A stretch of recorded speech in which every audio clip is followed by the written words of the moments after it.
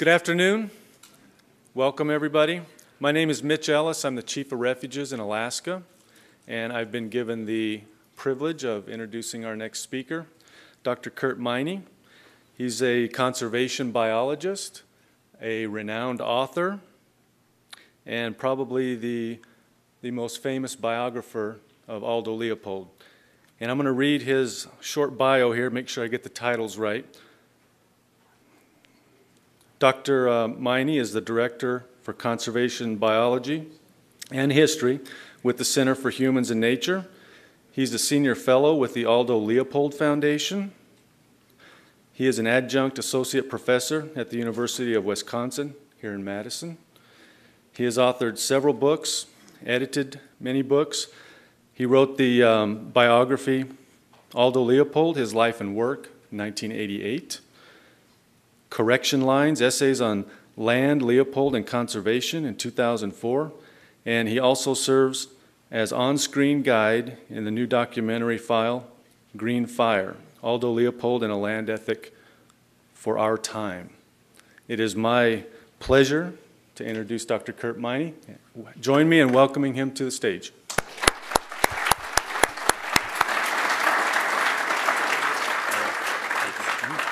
Excuse me. Thank you so much, Mitch, and welcome to Wisconsin, everybody. It's a nice day. I'm glad it didn't stay as humid as it was yesterday. And I hope you enjoy your visit to Madison, and I hope you get out a little bit. I know a number of you were able to visit the Leopold Legacy Center and the Shack yesterday, and I hope others who weren't there yesterday will be able to visit on Friday.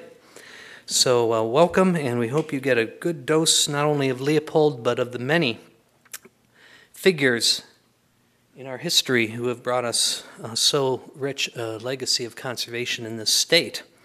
And I'm not going to be talking much about that, actually. I'm not going to be wearing my historian's hat. It's nice to follow Douglas Brinkley. He covered a lot of this, and those of you who are sitting in the room for his talk, it kind of makes a nice connection because he talked a lot about the foundations, of course, of the work of the Fish and Wildlife Service and of the conservation movement in general. And what I'm doing is really taking off from that and looking forward. So I hope that this will make a nice pairing with that. So welcome, welcome, welcome. I'm going to immediately break a few rules of public presentations right at the beginning. First rule I'll break is telling you right away that you are guinea pigs. And I am giving a first draft of a lecture. I won't tell you and embarrass myself by saying how late last night I stayed up preparing this rough draft of a presentation. So it's a little spotty, a little thin and ragged, but I actually look forward to getting feedback at the end of this. And the reason I've put this lecture together is I wanted a more formal presentation that would accompany the documentary film that Mitch mentioned, Green Fire, Aldo Leopold and a Land Ethic for Our Time, which will be screened tomorrow evening at the Orpheum Theater just a couple blocks away. So, you are guinea pigs. And second there, I'm violating the rule because that is shameless promotion to come see the film. Well, really, how many of you, anyone had a chance to see Green Fire yet? Oh, great, wonderful. Well, thank you for watching it. And again, you'll see that this lecture is aimed at kind of providing the background, especially for more professional audiences or student audiences on the themes in the film. So I say shameless. It's not self-promotion because there's a whole team of people who are working on the film, but I will do some shameless self-promotion and mention as well because they told me to that tomorrow I'll also be hanging out here with the Wild Read gang that I've been working with over the last couple months, and we'll be signing books and doing that sort of thing tomorrow. So there's my moment of shameless self-promotion. Finally, I'm going to violate the rule of saying, you know, as I was putting this talk together, I said there's not much new here. I'm not going to present any new data. There's not a great conceptual breakthrough, I don't think, but for some reason I've felt compelled over recent months to put this talk together. It seems to me, I'm almost embarrassed to say common sense. It's just connecting dots, nothing radically new, but a growing conviction that it's time to do it. So I hope you'll feel the same sense as I do, but we'll see how it goes. Let me begin by saying that both personally and professionally, it's been a season of loss for me and for many of my friends. Buddy Huffaker from the Leopold Foundation this morning, I think, presented a little tribute to our dear friend Nina Leopold Bradley, who we just lost in May. And many of you will know her, of course, as really the prime carrier of the torch of the Leopold tradition. There have been others that we've lost in our circles. So there's a deep sense of the torch being passed and an obligation to prepare the next generation as best we can. So we live in hard times, hard economic and social and environmental and political realities. But amid that hard time and with these losses in mind, I want to say at the beginning that it's not a time to shrink or to be timid in our thinking. It's a time to be bold. It's a time to think big picture and long term. It's time to make connections and overcome cynicism. And some of you from outside Wisconsin may know that we have been a bit of a civics lesson in this state in recent months. So I might say, too, as a citizen of Wisconsin, that it is also time to reclaim commitment in political terms to the general welfare, the common good, and the public interest. I'll say it again. It's time to reclaim commitment to the general welfare, the common good, and the public interest. You just heard Douglas Brinkley hold forth for an hour about one of the great champions of our history who made that point, and we are all beneficiaries of it. In conservation terms, it's time to reassert our obligations to future generations and to our human and natural communities. So with that little editorial out of the way, here's what I'm going to do. I'm going to set the stage. I'm going to show you some images from the making of Green Fire, the film, of Leopold people and places to set the stage. I'll then turn to a little background and come into focus on this theme of what I'm taken to calling across the landscape conservation. I'm sure we all have different ways of phrasing that, but you'll see a lot of resonance with things I'm sure that you're working on. Then a little bit of context on the reality of our relationship between the wild and the human in our landscapes and our world and the daunting challenges we face.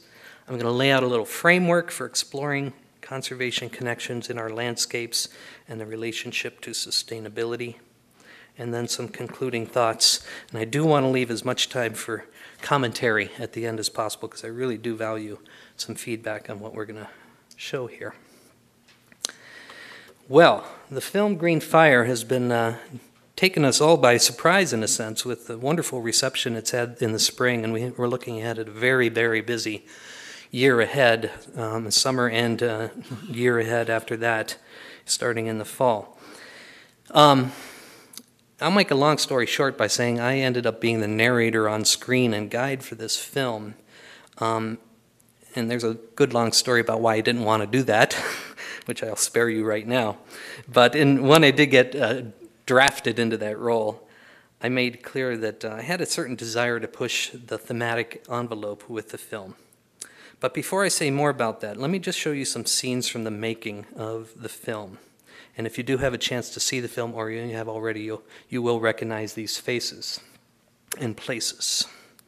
So we're going to start, and you'll see a lot of the film team in these pictures, because while I was hanging around waiting for them to get set up, I'd sit there with my camera and document them.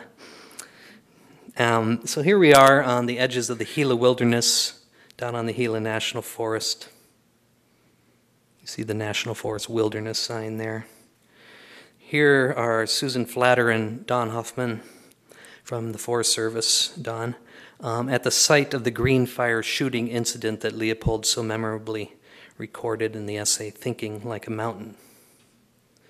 A while this remote area was actually just overtaken by the big Wallow Fire in eastern Arizona that you no doubt heard about.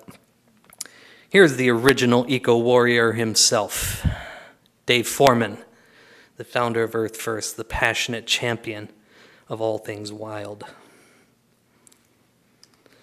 Here's another landscape we visited. This is the Carrizo Valley Ranch of our good friend Sid Goodlow. This is in central New Mexico.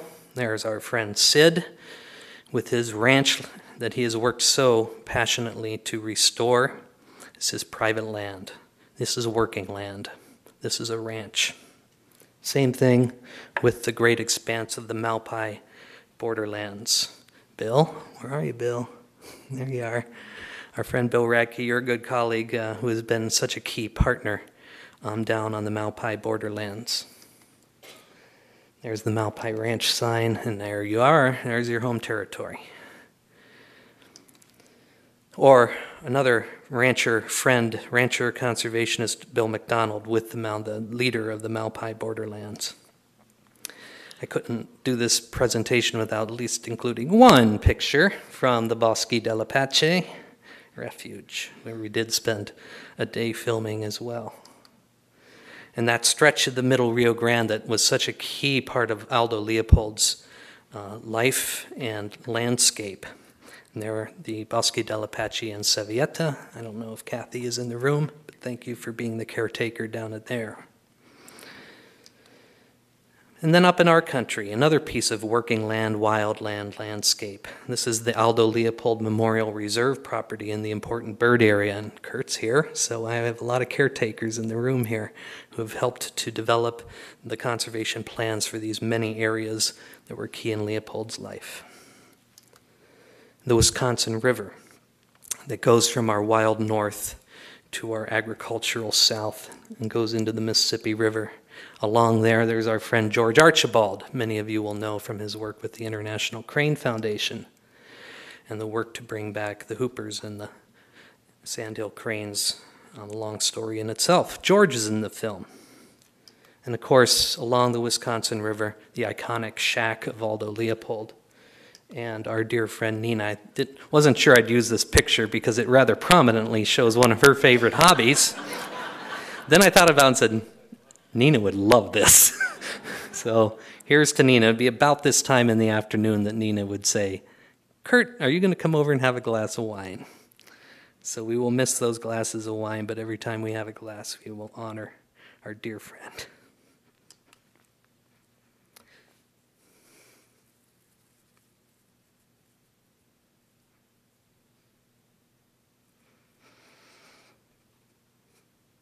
The farms of western Wisconsin in the Driftless area along the upper Mississippi National Wildlife Refuge. This is Coon Valley, another important landscape in Aldo Leopold's life.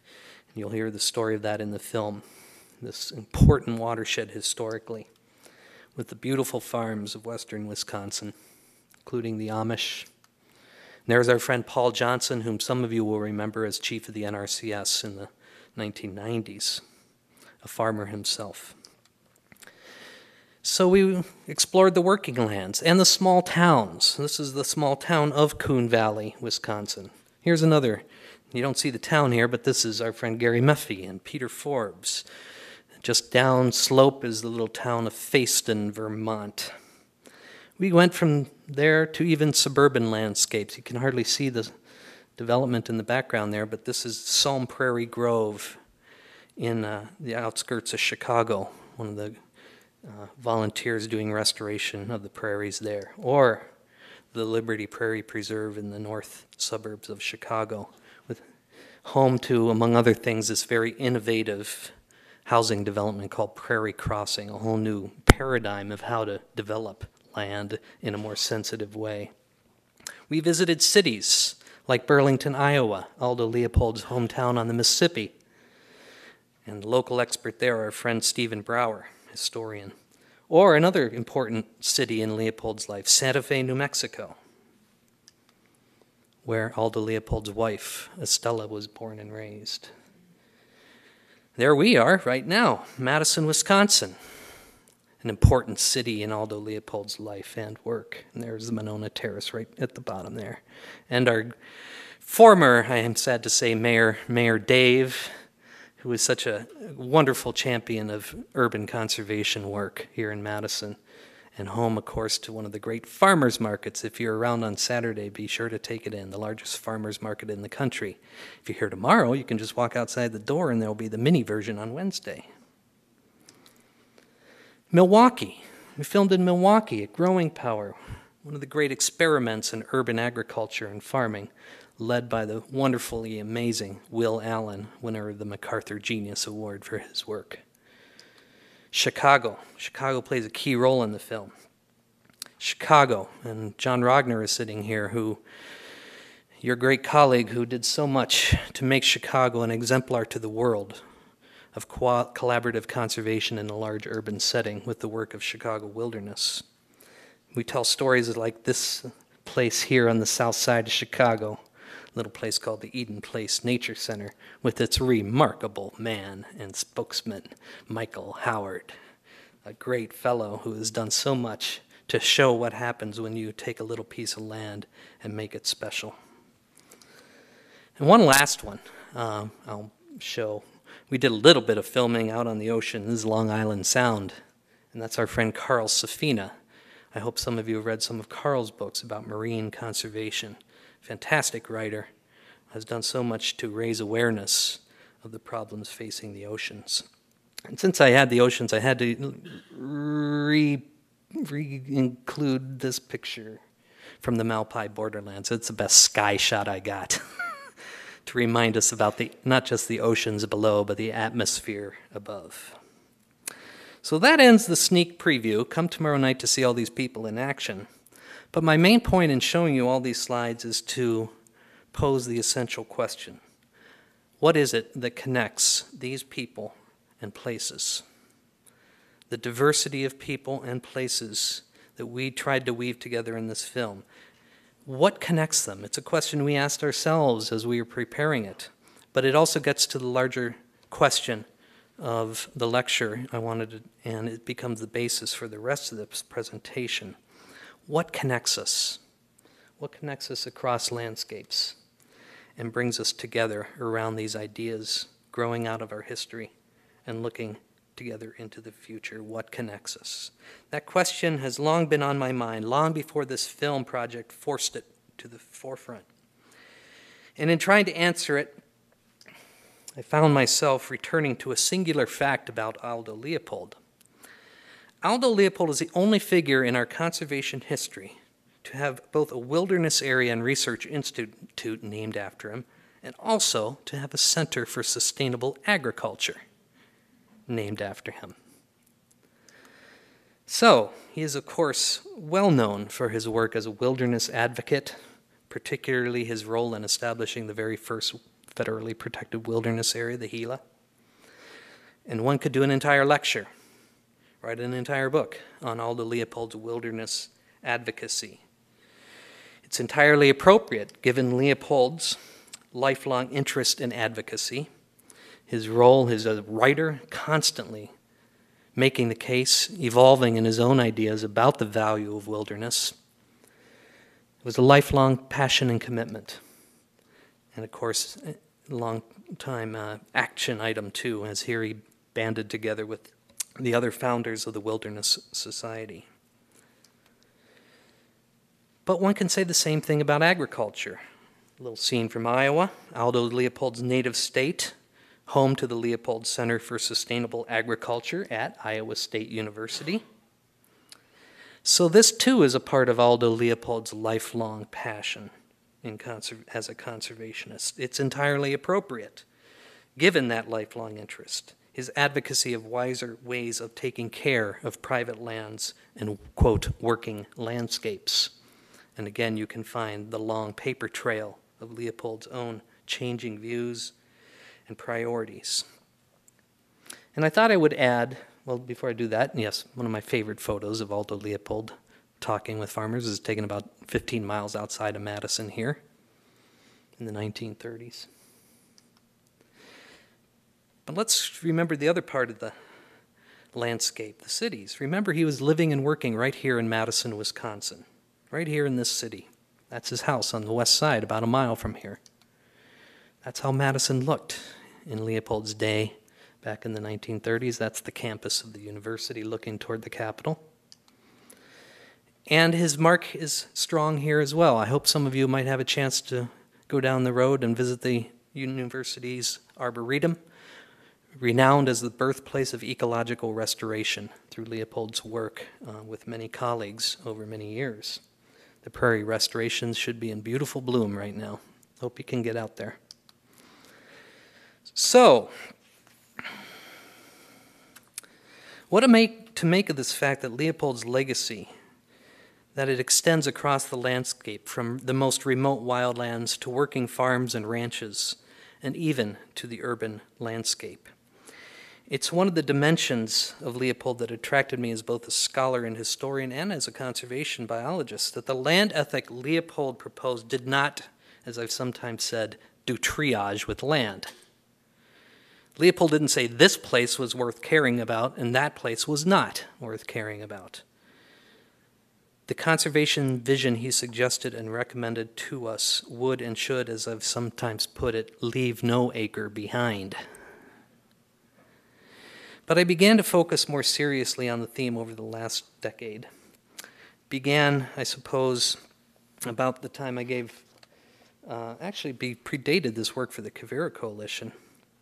Let me just read a little bit from an essay I wrote on this once. I begin with a little story about a farmer friend of mine who, and I won't go into the long story of why we were in meetings together, but we were arguing in our community over the future of a closing military facility, and at one point we brought together a workshop of farmers to talk about how the future of this landscape, farmers along with scientists and educators and government officials could perhaps build a shared vision for the future. So my friend Marcia, married to a fifth-generation dairy farmer just down the road from where I live now, had this comment at that workshop, quote, "Before I start, I'd just like to say one thing about these environmentalists. People call them tree huggers and dismiss them, but they are so interested in your farm and in your work, and they're so eager to talk. We need to keep working together." Eyebrows lifted and jaws dropped in the room when Marcia said that. Let me just read a couple paragraphs from something I wrote about this. That such statements should meet with astonishment is an indicator of the immense challenge facing all who care about land and its conservation. For decades, wedges have been driven deep between environmentalists and farmers, ranchers, and other rural landowners. Some, like splinters, have slowly, quietly worked their way into the body politic as social, economic, political, and environmental conditions have gradually changed. Some indicate real tensions between the public and private interests, with the momentum behind confrontation overwhelming the need for consensus. Some of the wedges reflect a failure to understand the history of environmental ideas, policies, and practices. Still others have been driven in purposefully and cynically by those with political points to score. The demons of political discourse, simplification, exploitation, stereotypes, scare tactics, polarization, have had a field day, and as always, the American landscape bears the brunt and the scars of the struggle. The most tragic conflict in the history of conservation Wendell Berry has written is that between the conservationists and the farmers and ranchers. It's tragic because it's unnecessary. There's no irresolvable conflict here. The conflict that exists can be resolved only on the basis of common understanding of good practices. So that theme got built into a presentation that my friend Rick Knight, some of you I know Rick at Colorado State University, put together for the Quivira Coalition, which has done yeoman's work in the Southwest of bringing ranchers and environmentalists together. And it reflects some realities that are out there on the landscape and in our own demographics. The ever-growing proportion of our fellow citizens who live in cities. There's one depiction of it, here's another. We crossed over a divide back 80 years ago, 90 years ago, when Americans became more urban than rural. What that meant for the way conservation and later environmentalism had played out is a theme that is not much discussed, but that we all live amid. So a lot of writings over the last decade have reflected rethinking in conservation about landscape connectivity, the necessity of working at different scales, the social and cultural dimensions of conservation, growing concerns like climate change and food security, emerging concepts like resilience or ecosystem services or community-based conservation. So a lot is feeding into the reframing of our approach and understanding of landscape scale conservation. At the same time, there's been a great shift in our understanding of the past present, and future of human impacts on the landscape and on the global environment. I know some of you must be familiar with at least some of these books. Baird Callicott, Bill Cronin here in Madison, Jared Diamond, and others, recasting the way we think about how we got to where we are, literally where we are. And through all of this, I certainly have been returning again and again to that urban-rural divide theme, but rethinking it in new ways as others have done. Here's one example of it. It comes out of a study, actually a project of the Wildlife Conservation Society, which Doug Brinkley mentioned, founded by Teddy Roosevelt, in part. But they undertook this project called the Human Footprint back in 2006. And you'll see down at the bottom here, there's the spectrum from the wild to the urban. And this map, and they did this for the global scale too, shows degrees of wildness and urbanness in our landscapes. It's not a simple divide, is it? There's a lot of color, a lot of degrees in this. Lately, there's been a more sophisticated approach to thinking about the urban-rural divide on our landscape. This is one led by a fellow named Earl Ellis at the University of Maryland, who's developed, along with colleagues, much more sophisticated analyses of the spectrum from the wild all the way to the urban, as you can see here, and doing it on a global scale. I really recommend you look at his website if you'd like to see this in greater detail. I'm boiling down what is really a fascinating approach that he and others have taken. This is from one of their latest publications, showing again, over 300 years, the gradual loss of the wild down to about 22% by his analysis anyway, and the replacement with the semi-natural and, quote, used lands. So these folks who are doing these kind of analyses are key contributors to the debate over what is now being called the Anthropocene. A term, I'll go into it just briefly here. This meeting was just held in May over in England, brought together some leading analysts of this phenomenon, thinking that now the human impact on the landscape is so thorough that in fact we qualify as a new geological epoch. The Holocene is over, now the Anthropocene has begun.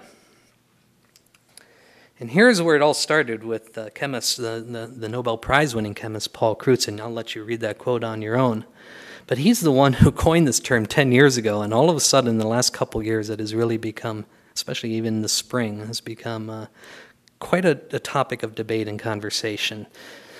The age of man. 2 years ago at a scientific conference, he used the term as a way of describing radical change in nature, saying that man's influence on the environment was so overwhelming that, in fact, this new era has begun. He didn't expect that this would be widely used. He kind of used it as an offhand comment in a scientific conference. But now it shows up in National Geographic. This is from the March issue of National Geographic. That's Dubai, I think. So there, if you go back to your issue sitting somewhere on one of your shelves from March, you will see that Elizabeth Colbert wrote a feature article in National Geographic on this theme. It even showed up in May in The Economist as the cover story. It's one of those moments when, like Copernicus grasping the earth goes around the sun, could fundamentally change people's view of things beyond science. It means more than rewriting some textbooks. It means thinking afresh about the relationship between people and the world and acting accordingly. And along with this, of course, come very cool new graphics, such as this, showing the anthropogenic planet.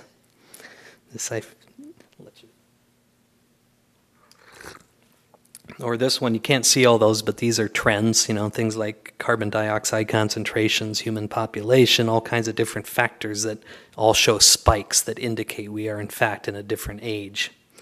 There's a lot of debate going on about this. In fact, New York Times hosted a really interesting forum on this. And there are some very interesting things that as an historian that I could say about this. I won't do that now, but it really raises some fundamentally interesting questions about the role of people, about the value of the wild, about what this means in terms of our, quote, management of the planet, and so forth. In any case, the fact that there is, quote, a great acceleration, as the text here says, going on in all these trends, does say that we live in a different age. And I'll spare you the litany of woe except to list them as bullet points. You've all been to lectures. I've had to do a few of these lectures in the last few years. You talk about the overwhelming set of environmental challenges. And you know, especially if you're doing this talk for students, how eyes glaze over.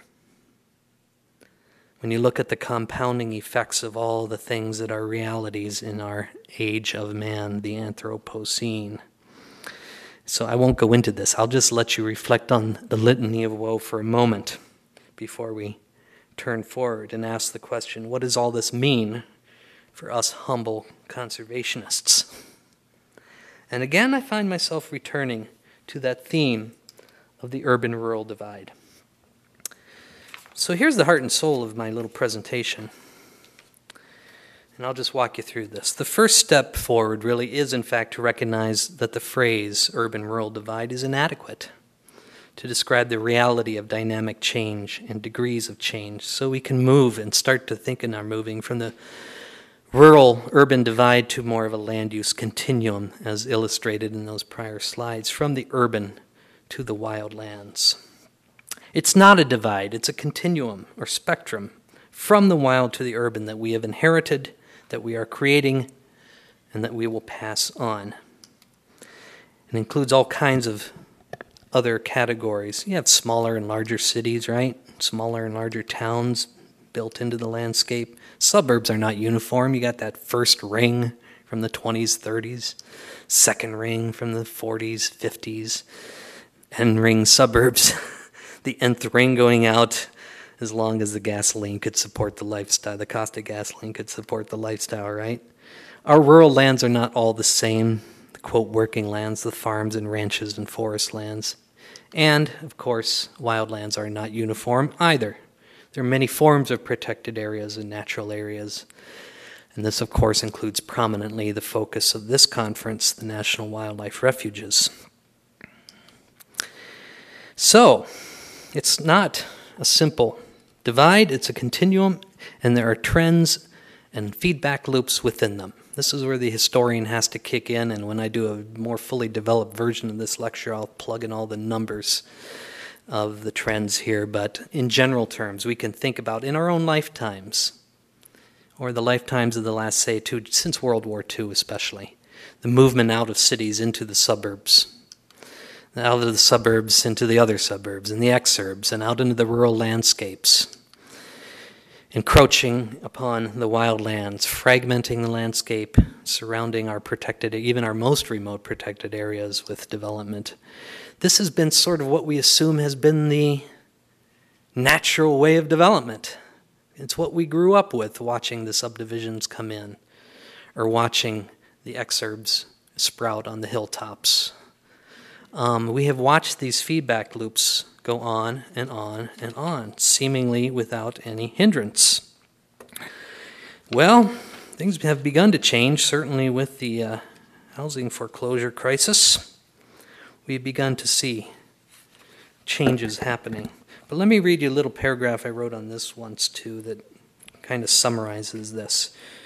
2 generations of population growth, easy mobility, intensified resource management, widespread development and land fragmentation, increasing wealth and consumption, and hard environmental politics have undermined what was once a consensus. The Wilderness Act passed with 1 dissenting vote in Congress. Richard Nixon signed all those great pieces of environmental legislation. That consensus is lost.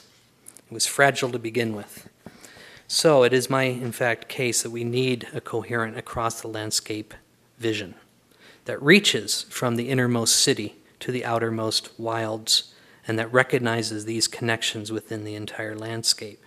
Here's the point. For too long, the feedback loops have been all wrong.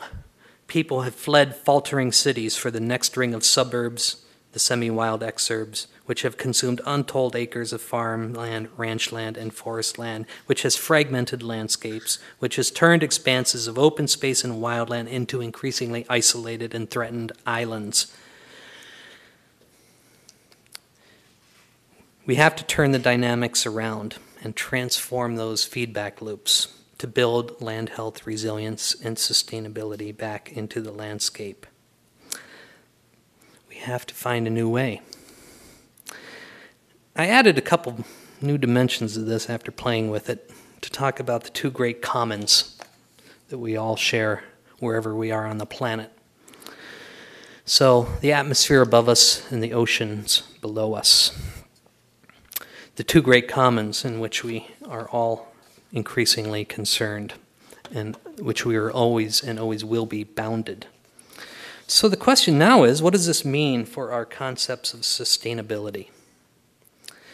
I'm not the greatest fan of the term sustainability, but I'll use it for the sake of this particular presentation anyway. So I'm just going to focus on two quick themes. One is embeddedness. There is no such thing as a sustainable city or suburb or small town or farm or ranch or protected area or national wildlife refuge in a landscape that is itself unsustainable. So we have to be considering the entirety of the landscape, and I'm going to just walk through these a little more carefully now and take them one by one. Wildlands. These are places where you primarily work. Not all of you, I understand. But this is what we think of when we think of the refuge system or the national parks. I took this picture that spring after the great fires of Yellowstone in 1988. I just happened to be there the following March. I use this picture because it's the simplest one I have to say, gee, landscapes have processes. And the Yellowstone fires taught that lesson to a generation. It began to usher in the understanding that no protected area is static. It is constantly changing, and the landscape around it is constantly changing. Whether it's a huge place like Yellowstone or a small natural area like we have here in Wisconsin. The rural landscape. We've seen transformations. Here we are back at the Malpai borderlands, the Animas Mountains.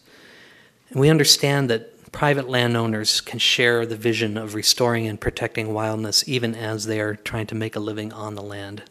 I'm recommending a lot of books in this talk. One of them by our friend Nathan Sayre, Working Wilderness. The title itself conveying the lesson. Or think of that small town, Coon Valley in western Wisconsin. It's at the heart of the organic movement in Wisconsin. I can show you a map of our certified organic producers. And there's a big swath of them from the Twin Cities to Chicago. And Coon Valley and the driftless area of Wisconsin sit right in the middle of it. So, even the suburbs and exurbs are not what we always assume they are, and we haven't thought much about them, have we? How are we going to sustain these places where half of Americans now live? There's going to be a revolution happening in our lifetimes. There is going to be a suburban conservation movement. There has to be. Because gas isn't going to be cheap. And the way of life isn't going to sustain itself. And we're going to have to, as all of us, rethink what we have created over the last 60 years. And that's where, again, places like Prairie Crossing that I mentioned earlier are trying to provide at least models, experiments, examples of new ways to organize ourselves on the land. And there are many others. That place has gotten a particular amount of attention, but it's inspired many others. And then on the urban end of the spectrum, I know that many of you work primarily in urban areas, and we are seeing an explosion of creative energy on the urban end of the spectrum. So, we can again take places like Chicago, which have provided an example of how to coordinate conservation in large urban, even the largest urban areas. So we filmed in Chicago, as I mentioned before. Of course, the iconic places in Chicago like Grant Park and Millennium Park. But there's some fascinating things going on. Another project that our friend John here has helped to bring to the foreground, the analysis of green infrastructure that takes into account many factors, many layers of data. I know because I contributed a couple of them. Went into the creation of this vision. Like any map, its best attribute is it provokes conversation. It draws people. You look at it and you just want to talk about it. You want to think about it. You want to share it with others. That's what a good map does. In urban areas, we're of course seeing especially a great explosion of interest in getting young people involved. Lots of wonderful restorations. This happens to be in Albuquerque, along the Rio Grande. Little restoration project down there. And even in our most blighted neighborhoods, Detroit, of all cities, has become perhaps the greatest example of people taking creative energy and applying it to places that have been ignored, neglected, and forgotten. Or here's another example on the outskirts of Chicago. These are things I'm pulling randomly out of some of my own work in the recent months. I was visiting with these folks again to show the film just 2 months ago, and it happened to be the same day that they were hosting Healthy, Sustainable Communities, Green Towns. This is a small city outside of Chicago. It's happening at all scales. So, here's a summary of all of this. There are a lot of dots to connect, and all of us have to start connecting them. So here are some just random concepts, phrases even, that help us to see what's going on out there. So in the cities, again, we have a whole movement, whether it's the new urbanism movement among architects and planners, the urban agriculture movement that Will Allen and others all across, especially the industrial Midwest, has been a real strong hub for this, the push for green jobs and green design. In those sprawling suburban areas, rethinking, how do we retrofit the suburbs? I even was Googling one day and found this term agriburbia popping up. How about that? They actually copyrighted that word somewhere out in Colorado. So I guess there's money to be made on all this. In our working landscapes, all of us have watched over our careers and lifetimes the emergence of sustainable agriculture, forestry, and ranching models, the incredible growth of the local and organic food movement, land trusts, open space protection, etc., changing the ways we think about those landscapes we inhabit, but that we also seek to conserve. And again, more on the protected areas, wildlands, and other things. The revolution over the last 20 years of thinking about landscape level planning, all the things that conservation biology and landscape ecology have brought to the fore that all of you are familiar with in a way that your people who preceded you in the agencies did not know. We have come a long way, but we need to think about how we've connected those dots. And we need to be, I think, encouraged by it. We may not have solved the problems, but at least we're thinking in the way that is necessary to solving the problems. And we have these across the landscape concepts that we are all familiar with, even as we struggle to define them and implement them and teach them to our fellow citizens. So, another of my little principles that comes out of this approach is to say that I'm redefining even the term sustainability. That it's sustainable when it contributes to healthier, more resilient connections across the landscape. If it undermines healthy connections, it's not sustainable. So, what connects us? What connects us across the landscape? You can think of it on your own terms. Some of them are obvious, some less so. Some of them are more tangible than others. Certainly migration routes connect us across landscapes. I had to include a few crane shots, of course. Migration routes connect us in a tangible way. Species ranges connect us. Bur oak, iconic species of our savanna and prairie. They connect us across landscapes. Above all, water connects us across landscapes. Photo I started with, making the connection from where we are now to the Mississippi and all the way east to the Atlantic Ocean. Water connects us no matter where we are. And there's Chicago from a different angle. Chicago the way you don't normally think or see it, right? We're connected by the waters and the species that use them, like the paddlefish that comes up to the Wisconsin River, right where I live, until it hits the dam on the river. Watersheds connect us. We are all inhabitants of watersheds with all the risks that it also entails. This is a shot I took just a few miles away from where I live during the great floods we had here 3 years ago now. when this cornfield turned into a torrent and did this. This is not sustainability. This is not what we want. This is not resilience when we see these kind of things happening in our own home and landscapes especially. But we recognize too that we're connected, that the Wisconsin River feeds the Mississippi, that feeds the Gulf of Mexico, that has the dead zone. We're connected. We're connected by food.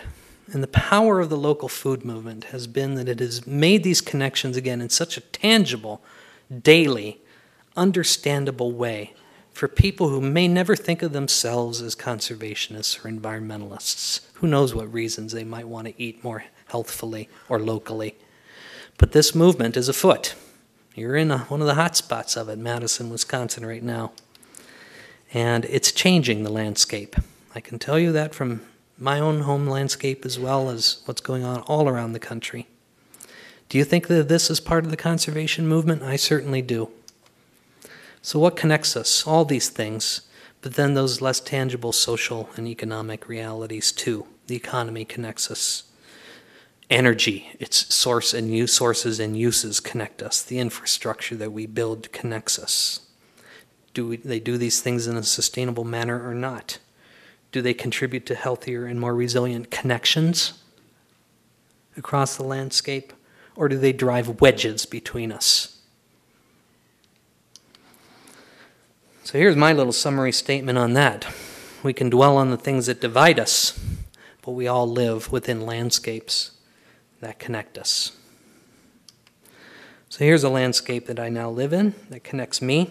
I like using the shot because you see in the foreground the protected prairie of the Spring Green Prairie Preserve, one of our best dry prairies in southern Wisconsin. You see the working lands on the flats below on the Wisconsin River floodplain, and you see the river in the far background. And I'll conclude with just a few thoughts with that landscape in mind, going back to Aldo Leopold. He came to focus in his last few years on a phrase that you see recurring again and again. He plays with it, he redefines it over and over, and you see it embedded in these key quotes from a wonderful essay he wrote in 1944. The phrase is land health.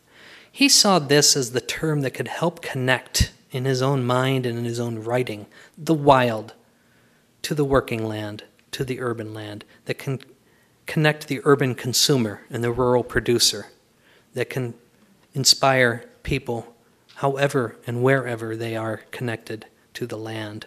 So I'll let you ponder these quotes. I'll just read that last one here for you. Land health is the capacity for self-renewal in the soils, waters, plants, and animals that collectively comprise the land. That was the aim. This was tied together with the land ethic in his own writing. He saw the concept of land health, and he would use different ways of phrasing it, as the one that could bring together some unity to the conservation movement that in its own day, in his day, was also fragmented among many different interests. But he argued that we needed to share this concept of land health in order to move forward across the landscape. So I'll leave with just a couple questions and a quote. How do we understand land health across the landscape in the context of this place, where we are, where you work, where you live, where you play? How do we measure and monitor it? How do we understand the connections between the health and related issues, between land health and related issues like economic sustainability, renewable energy, and so forth?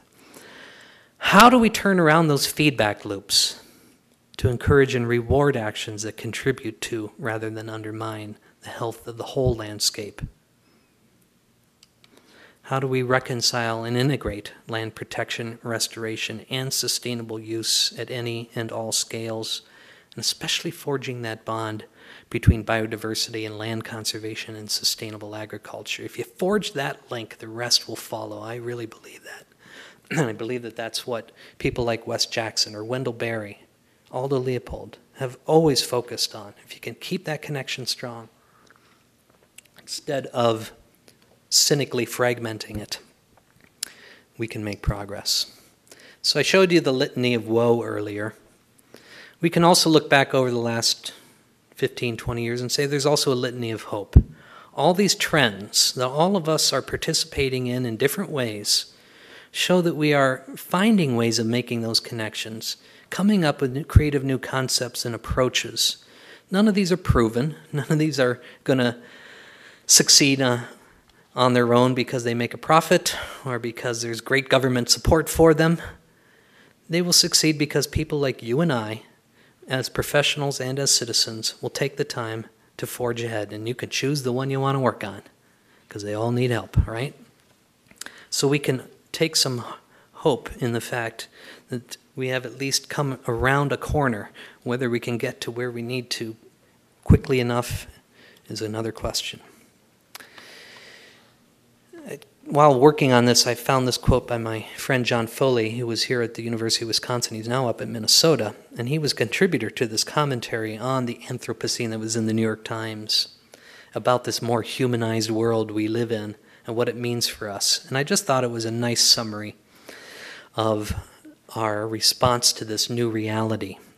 Our old solutions, which address only environmental conservation or short-term human gains, are no longer enough. We need innovative approaches to guide our civilization toward a sustainable future.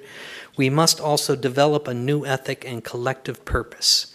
There's Aldo Leopold speaking through a modern voice. One that recognizes us as stewards of human and planetary well-being. After all, Earth is the only known harbor of life in the universe. It is home to the only known civilization in the cosmos. Our moral obligation is to support both ourselves and our planet. And last book recommendation that embodies this, a wonderful suite of voices. I was very honored to offer a little essay in this book myself that if you haven't read, I would put a plug in, because it's a great diversity of voices weighing in with all of these. And I was struck when I was reading some of the essays in this book recently, how many of them actually invoked that term Anthropocene.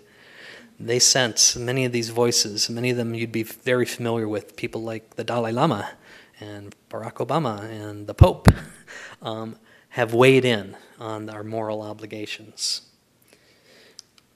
And I'll leave you finally in a place close to your own professional heart, perhaps, out on the upper Mississippi. My friend Tex Hawkins, I don't know if he made it here today, who recently retired after many years of service. I was emailing him in the last few days and got to thinking about, again, all of you as devoted public servants, protecting and restoring these beautiful and special places. So, across the landscape, we have to find a new way. Your places in the landscape are anchors. They're the special spots. But they inspire us to think about the entire landscape and to connect them in a way that supports the values that you are committed to protecting on the refuges, but also to embed them in healthy landscapes, landscapes that are healthy ecologically, socially, politically. Part of our obligation and our challenge now is to assume leadership, to be willing to speak aloud about these things we care about. So I'll close on that note. It's time for us to pull together the threads of our concern and experience, our hopes and aspirations. It's time to respond to the purposeful fracturing and fragmenting of our world, our communities, and our body politic.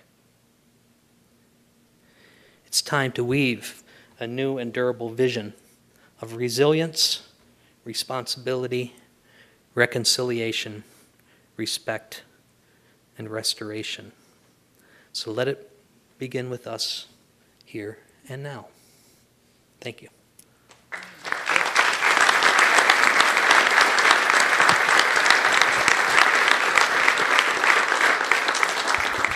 You have been very patient guinea pigs. Thank you. I think we have time for one or two questions. If folks, there's a mic there. I would be delighted, and I'll be hanging around a little afterwards too if you have any questions, criticisms and comments and suggestions. All right. Thanks for coming. Thank you, Dr. Meine. Thank you all.